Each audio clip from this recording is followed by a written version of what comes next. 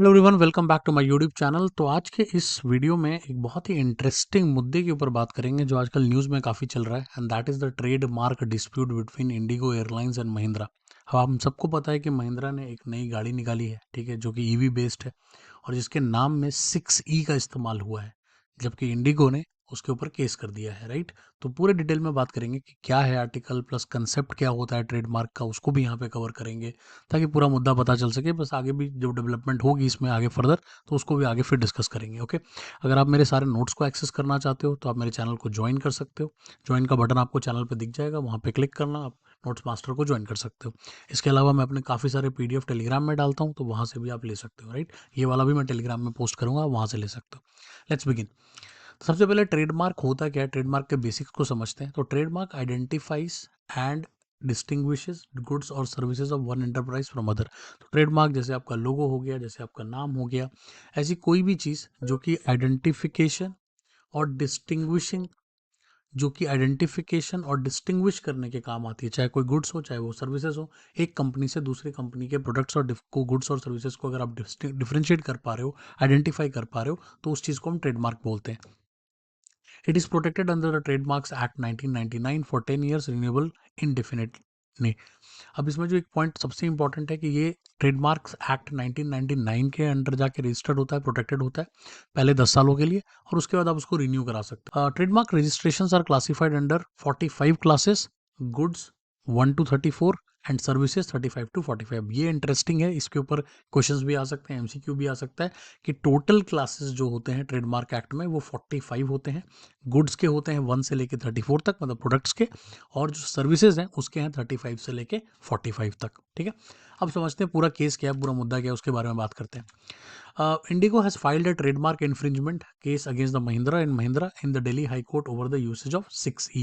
जैसा मैंने आपको जस्ट बताया कि महिंद्रा ने एक नई इलेक्ट्रिकल व्हीकल निकाली है जिसका नाम है BE6E, और इसके बाद ही इंडिगो ने एक केस फाइल कर दिया। उन्होंने कहा कि ट्रेडमार्क इन्फ्रिंजमेंट हो रहा है यहाँ पे, क्योंकि 6E जो है वो इंडिगो भी यूज़ करता है, तो महिंद्रा कहीं ना कहीं उसको यूज़ कर रहा है, तो इसी वजह से इसमें दिल्ली हाई कोर्ट में उन्होंने केस फाइल कर दिया। Indigo claims that the unauthorized use of 6E infringes on its trademark rights, reputation and goodwill। तो बेसिकली वो ये कहते हैं कि 6E का जो ट्रेडमार्क है वो उनके पास है, उनके पास उसके राइट्स हैं, और ये जो इन्फ्रिंजमेंट हो रही है महिंद्रा द्वारा, इससे उनकी रेपुटेशन और गुडविल को नुकसान होगा। अब महिंद्रा का डिफेंस क्या है इस चीज़ को लेकर के, तो इंडिगो ने कहा, राइट। महिंद्रा क्या कह रहा है अब उसकी बात करते हैं। महिंद्रा कहता है कि जो BE6E है वो रजिस्टर्ड है अंडर क्लास 12, जो कि मोटर व्हीकल्स का क्लास है। तो मोटर व्हीकल्स क्लास 12 के अंदर रजिस्टर्ड होते हैं उसके, जो कि डिस्टिंक्ट है इंडिगो के जो भी आपके उनके वो जो लोगो हैं या नाम है, वो सब रजिस्टर्ड है क्लास 9 और क्लास 39 में। क्लास 9 जो है वो प्रोडक्ट में आता है, राइट, और क्लास 39 जो है वो सर्विस में आता है। तो वो ट्रांसपोर्ट और एडवर्टाइजिंग में दोनों जगह रजिस्टर्ड है। तो महिंद्रा कह रहा है कि मैं तो क्लास 12 में रजिस्टर्ड हूँ, तो मैंने आपको क्या नुकसान किया, वो कैसे मतलब आपको नुकसान कर रहा हूँ, वो ये बात कह रहे हैं, ठीक है। They assert there is no likelihood of consumer confusion due to the different industries and branding. Plus वो एक बात और यहाँ पे क्या बोल रहे हैं कि भाई आप जो केस फाइल कर रहे हो, वो हम जनरली केस इसलिए फाइल होता है कि भाई कस्टमर को कन्फ्यूजन होगा, कस्टमर को कोई पता नहीं चलेगा कि ब्रांड कौन सा है। बट वो ये कह रहे हैं कि भाई हमारी इंडस्ट्री भी अलग है, आप हवाई जहाज उड़ाते हो, भाई हम जमीन पे कार चलाते हैं, हमारी ब्रांडिंग अलग है, तो हर चीज़ अलग है, इसमें कंज्यूमर का कोई कंफ्यूजन होने का तो कोई चांस ही नहीं है। अब आगे देखते हैं लीगल डेवलपमेंट क्या हो रहा है इसमें, उसके बारे में थोड़ा सा बात कर लेते हैं। तो जस्टिस अमित बंसल जो इस केस को पूरा सुन रहे हैं, तो उन्होंने पहले इस केस को सुनना था बट वो सुन नहीं पाए। अब वो कहीं ना कहीं दिसंबर 9 के लिए रीशेड्यूल हुआ है, और अब वो न्यू बेंच उसको कहीं ना कहीं सुनेगी, ठीक है। इंडिगो कह रहा है कि एक इंटरिम तुरंत जजमेंट पास हो जाए जिसकी जो प्रिवेंट करे कि महिंद्रा इसको यूज़ ना कर पाए किसी भी फॉर्म में। तो जनरली स्टे ऑर्डर जिसको हम कहते हैं, तो इंडिगो कह रहा है कि भाई स्टे लगा दो फॉर द टाइम बिंग, ताकि महिंद्रा 6E को यूज़ करके मार्केट में व्हीकल्स को ना बेच पाए। Both the parties are in discussion to reach an amicable solution. Plus मतलब कोर्ट में तो जो होगा सो होगा, बट दोनों पार्टीज आपस में भी नेगोशिएट कर रहे हैं कि कोई ना कोई सॉल्यूशन निकल आए इस चीज़ का, चाहे महिंद्रा छोड़ दे चाहे इंडिगो छोड़ दे इस मैटर को। अब क्रॉस क्लास प्रोटेक्शन क्या होता है, ये बहुत इंपॉर्टेंट कंसेप्ट है जो इसमें हम समझेंगे, राइट। अब उसके बारे में बात करते हैं। देखो, सिमिलर ट्रेडमार्क्स जो है वो एग्जिस्ट कर सकते हैं डिफरेंट क्लासेस में, लेकिन कुछ एक्सेप्शंस होते हैं वहाँ पे, ठीक है, जिसको हम क्रॉस क्लास प्रोटेक्शन कहते हैं। अब वो क्या क्या होते हैं? पहला, well known trademarks. Well known trademark का मतलब है कि जहाँ पर भी जो मार्क्स हैं या जो आपके लोगोज हैं या स्लोगन है या नाम है, वो डिस्टिंक्टिव है बिल्कुल, ठीक है। With high goodwill are protected across the class. तो अगर दो कंपनीज की अगर सिमिलर भी हैं लेकिन दोनों का गुडविल प्रॉपरली चलता है, कोई दिक्कत नहीं है, और वो डिफरेंट डिफरेंट क्लासेस में बिलोंग करते हैं, तो डिस्टिंक्टिव मार्क्स है, तो उनको तो कभी भी कोई प्रॉब्लम नहीं आती। ठीक है, दूसरा कैटेगरी आ जाती है कि जब डिसेप्टिव सिमिलैरिटी है, कि मतलब सिमिलैरिटी जो है कंज्यूमर के कंफ्यूजन को बढ़ा देता है, तो उसको इन्फ्रिंजमेंट माना जाता है। अगर आप कस्टमर कंफ्यूज हो रहा है नाम से, या उसको प्रोडक्ट पहचानने में दिक्कत आ रही है, सर्विसेज को समझने में दिक्कत आ रही है, तो वो इन्फ्रिंजमेंट हो जाएगा।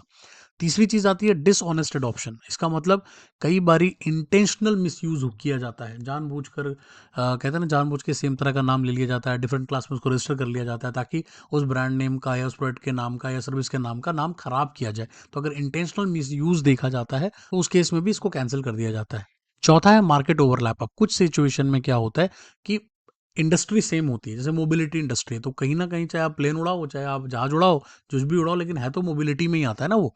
तो इस वजह से, उसकी वजह से भी कंज्यूमर को ओवरलैप हो सकता है, तो उस केस में भी इन्फ्रिंजमेंट माना जाता है। तो ये सारे केसेस हो सकते हैं। अब आगे देखते हैं कि लीगल प्रेसिडेंट इसमें क्या क्या पॉसिबल है। तो एक पिछला केस जो हुआ था टाटा सिया एयरलाइंस और विस्तारा होम अप्लायंसेस के बीच में, उसमें कोर्ट ने ये कहा था कि क्लास भले ही डिस्टिंक्टेड हो, ठीक है, बट ये ट्रेडमार्क को प्रोटेक्ट नहीं करता।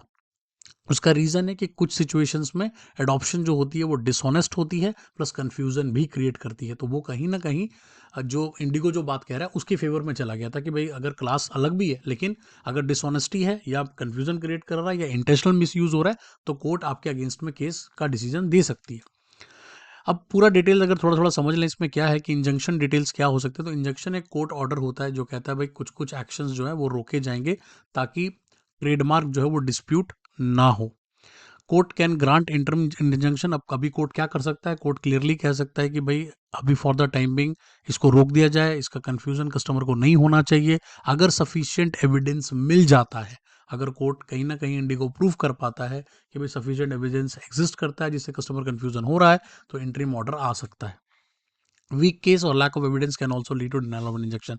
लेकिन अगर केस कमजोर हुआ या एविडेंस नहीं दे पाए आप, तो उस सिचुएशन में कोई भी डिनायल इंजेक्शन नहीं होगा, और जैसे जैसे यूज कर रहे हैं वैसे वैसे ही यूज करते रहेंगे।